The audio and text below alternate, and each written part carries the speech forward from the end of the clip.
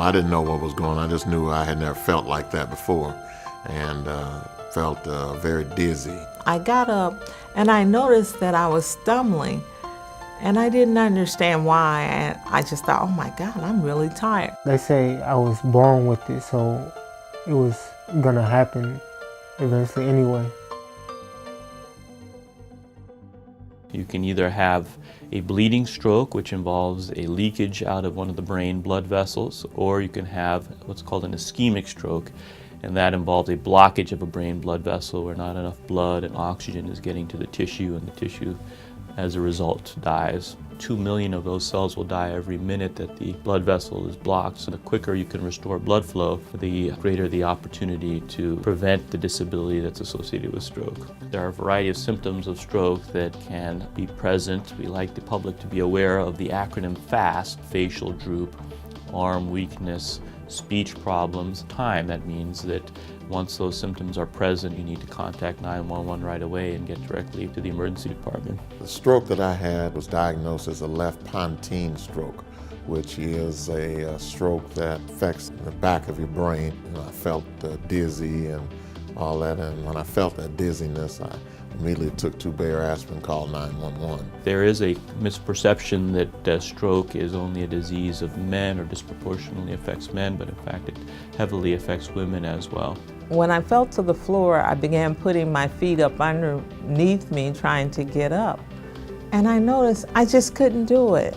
And it finally clicked, something is wrong.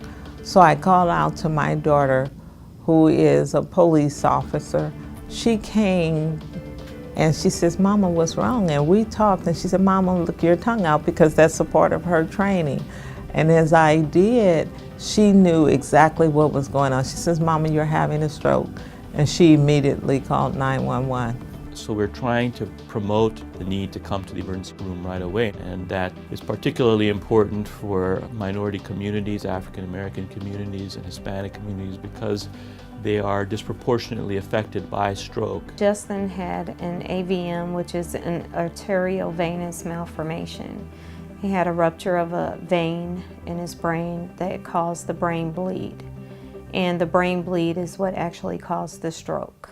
There are a variety of treatments for stroke. If you have an ischemic stroke, which is much more common, you would have a small window of time to restore blood flow to the brain before permanent damage is done. And we recommend, in general, that patients get to the hospital within 3 hours of symptom onset. We can give clot-dissolving medications to open up the blocked artery, or we can do these procedures to pull the clot out of the artery directly. Recovering from the stroke symptoms that patients have is a matter of physical therapy, occupational therapy, speech therapy. All these interventions promote brain rewiring. The brain, of course, does not have a great capacity to regrow new brain tissue, but it can rewire very effectively, and those treatments promote that process. I had to learn how to walk again. I had to learn how to write. I did speech therapy, occupational therapy, and physical therapy.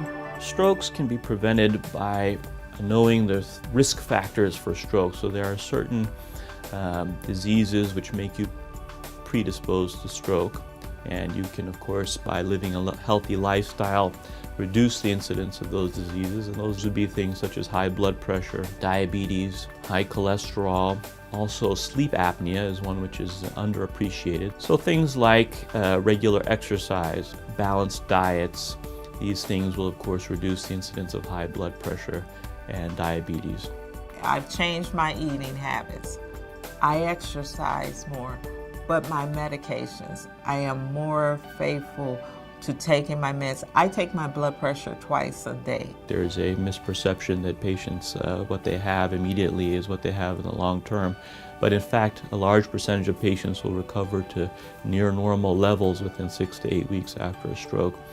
So it was about 6 weeks where I wasn't preaching, but even when I started to preaching at my words and things, a few things having just a little trouble because this would not move.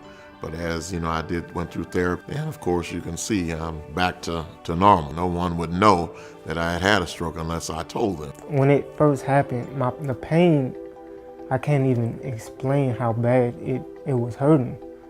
So it's like this hand, it was reaching reached out and then I grabbed it, and when I grabbed it, the hand, all the pain that was in my head, it just went away. I think that was God. My faith in God is what got me through. I have a very strong family support. My church was phenomenal. My family, my sister is a nurse as well, and I had so much support, and that is very important in recovery. Every aspect of my recovery, my family and my church. I believed in everyone else's prayers as well as my own. But when I had people touch me, hug me, call me up on the phone and say, I'm praying for you, I believed in them.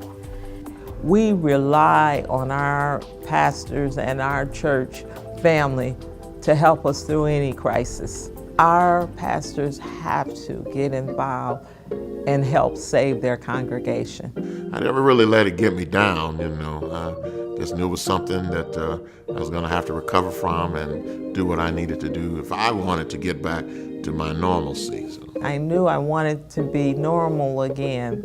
I wanted to learn to walk again. I wanted to learn to talk again. I wanted to look normal again. You can get back to some sense of normalcy. And the fact when I show an individual where I was and where I am today, that gives them hope.